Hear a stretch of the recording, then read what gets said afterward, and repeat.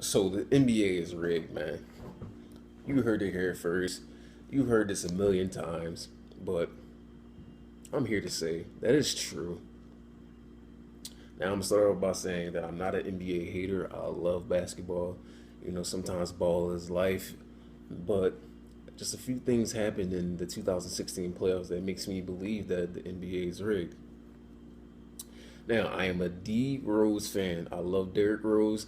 I will admit I watched them since 2011, so I haven't been a Bulls fan all my life. I haven't even been a D Rose fan since he came into the league.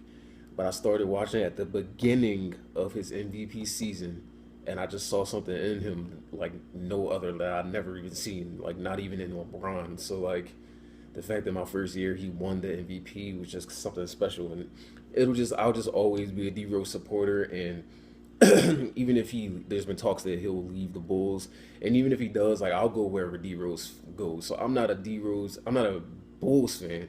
I'm a D Rose fan, and so I'm not biased towards the Cavs or Golden State. I actually have a few reasons why I think the NBA rigged certain things for the Cavs and certain things for Golden State. So let's start with the Western Conference Finals. So overall, I don't think Golden State should have even made it past OKC. I mean, OKC literally took out one of the best defenses in the league and the Spurs in the second round. They beat the Spurs four times. They had Golden State down 3-1. So the two best offense and defensive teams in the NBA, OKC won seven times, and they couldn't win one more to make it to the finals. It's just pretty hard for me to believe. So more specifically,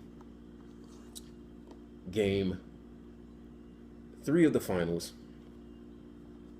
Draymond Green kicks Steven Adams in the groin. Now, I have a problem with him flailing to try to get a call, but I don't have a problem with the kick. Now I think the kick was unintentional. Like the act of kicking him in the groin was unintentional. The kick was on purpose to draw a call. I don't think it was a flagrant from my beliefs. I don't believe it was a flagrant.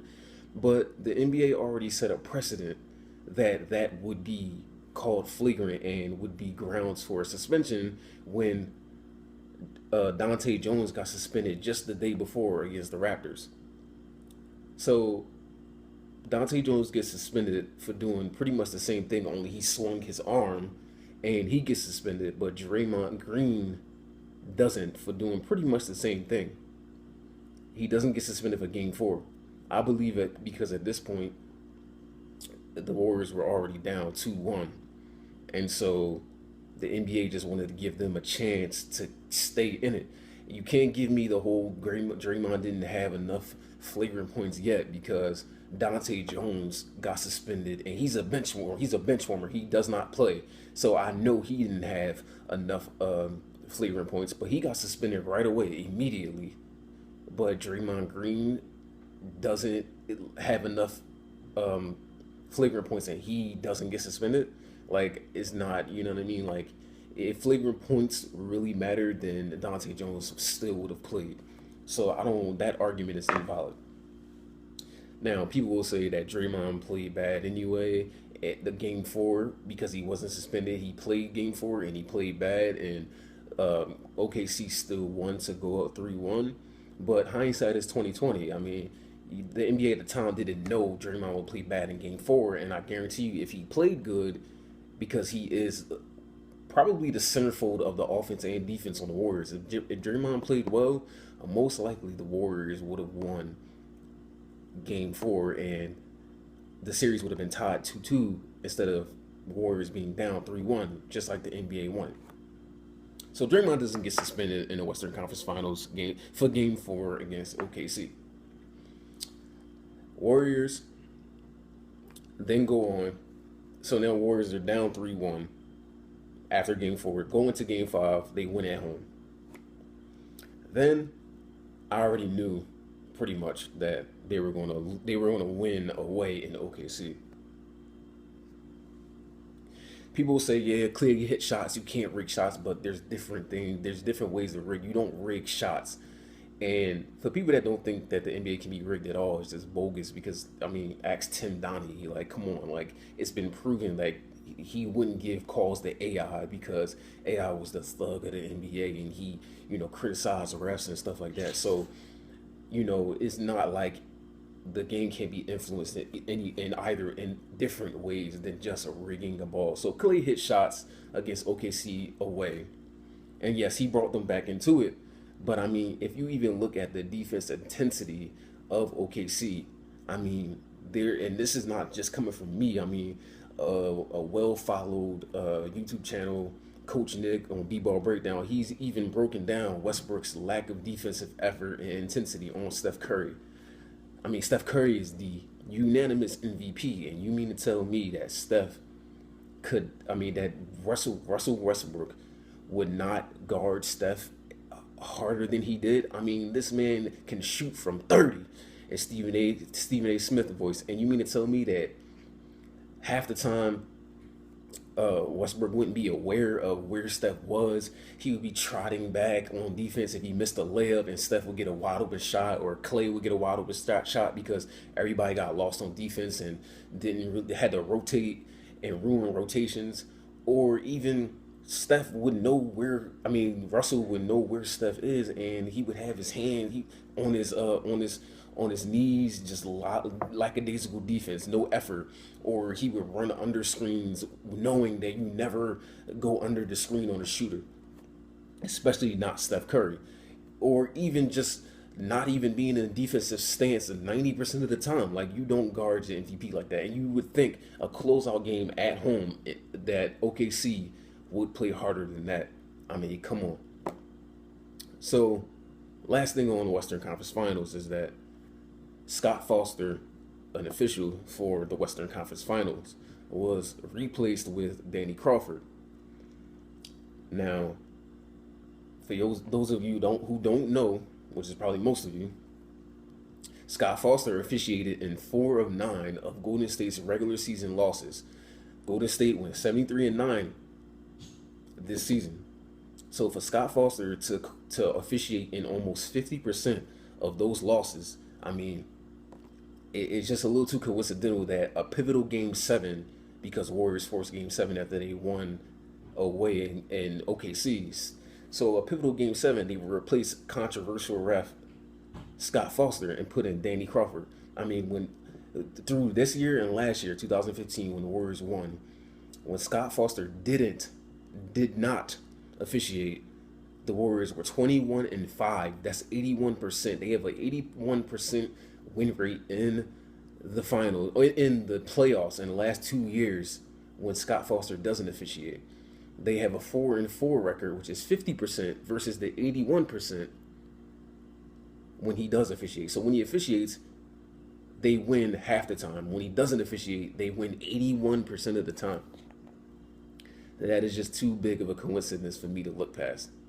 So, I mean, they ended up winning Game 7 and they go into the finals. So me, I'm not a Golden State fan. Remember, I'm a Bulls fan. I'm not a Cavs fan. I don't think that the Warriors should have even been to the finals this year. But, I mean, you think about it, like, why would OKC make it to the finals? I mean, the NBA always talks about storylines. Like, so what storyline would OKC and Cavs have? Like, what, they would ride the Durant-LeBron thing? You know, definitely people want to see the rematch versus Cavs and Warriors. So, of course, that'll have a lot of storylines. Warriors, they've been the top in the league. They've broken records. The Cavs broke records at 3. So, and, you know, of course, like, Warriors beat Cavs last year. So, of course, like, they have history. So, it would just be a much more exciting finals. So, now on to the finals. So, we go into the finals, and Warriors are up 0-2 on the Cavs. Everyone was saying that, you know, Western Conference Finals was the real finals. Cavs' offense was stagnant, which it was. And they were just saying, like, the Cavs will get swept. They might win 1. They'll Cavs in 5. I mean, Warriors in 5.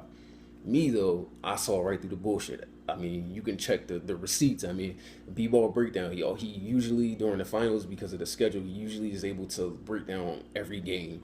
And after game two, when Cavs went down 0-2, I commented and I said, the NBA is rigged. I mean, Cavs are down 0-2, and everybody's counting them out. But I guarantee you, they come back and win it 6 or 7, and the NBA will sell the Cavs won against all odds. They got their revenge. LeBron finally brought a chip back to Cleveland. Just it just like I saw it happen. Now I didn't know they would win from down 3-1, but I knew that they would win at 6 or 7. Well, it had to be at least 6 because they were down 0-2, 6 or 7, and that was the storyline that the NBA would ride. So now on to the Draymond Green suspension game 5. I mean that little tap. I mean, come on, like, and then LeBron, you know, kind of like instigates it and wants Draymond suspended for 2 games, but then NBA suspends him for 1 game. Again, I don't think that was even a flagrant foul on Draymond, especially, and it's just a little fishy to me that the NBA took 2 days to even come to a decision.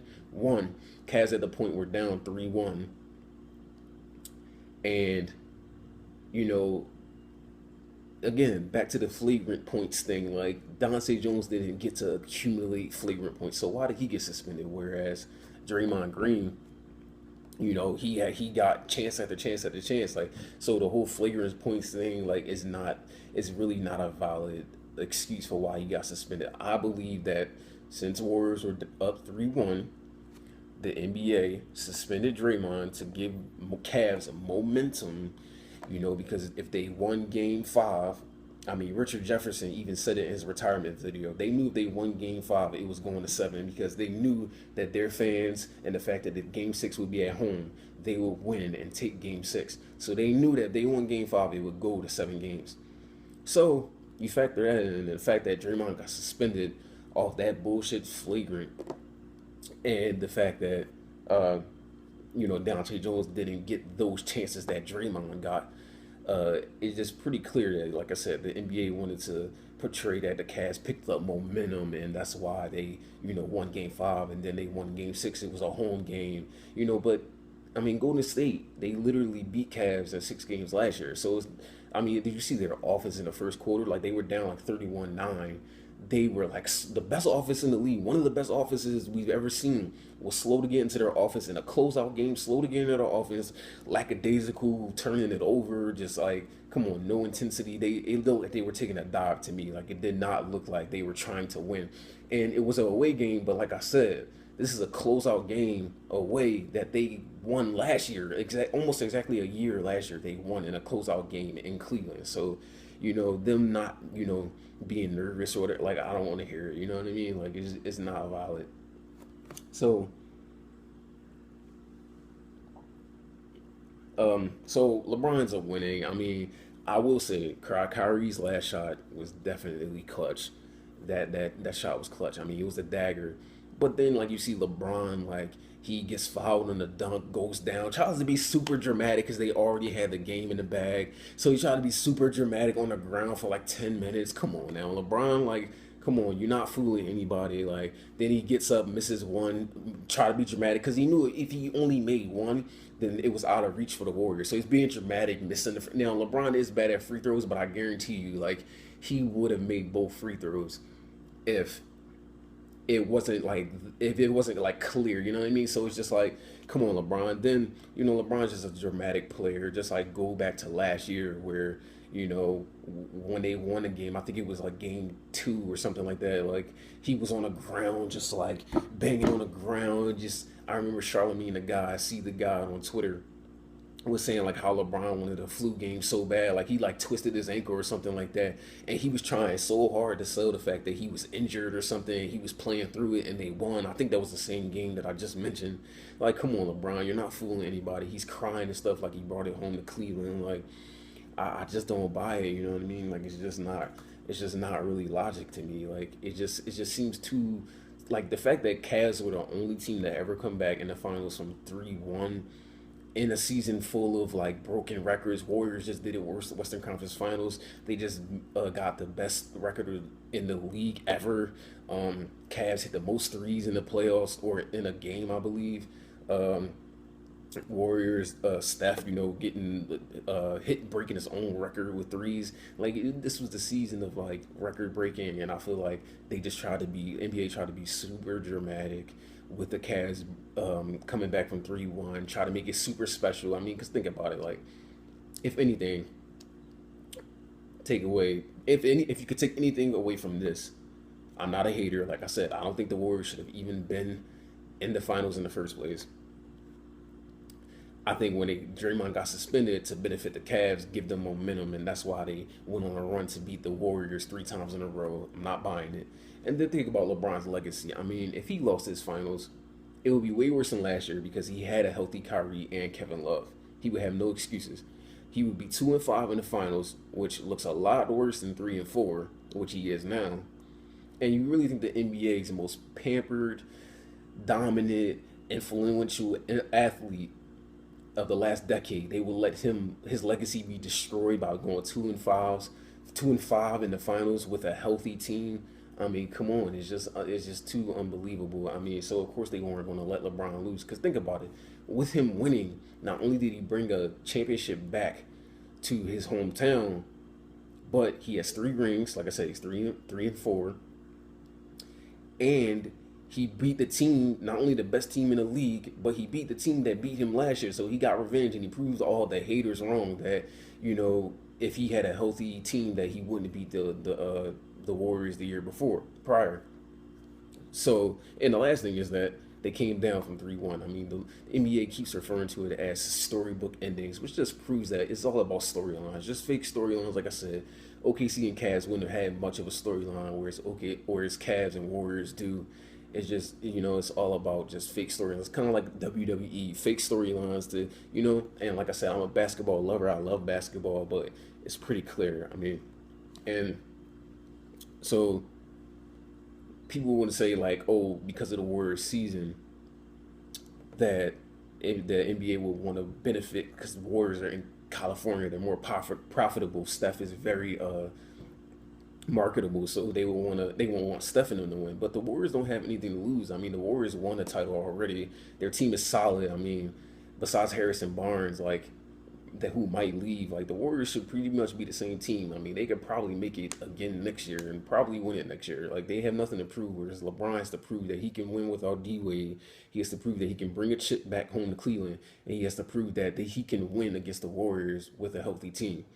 And so with him now winning, we have to see next year. People, fans want to see next year if the Warriors can bounce back and win next year.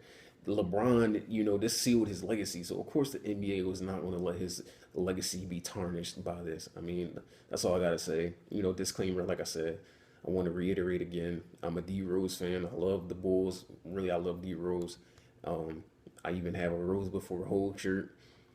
So I'm not biased towards any team. I did not really prove. I mean, all the evidence is circumstantial, but I believe it's very convincing.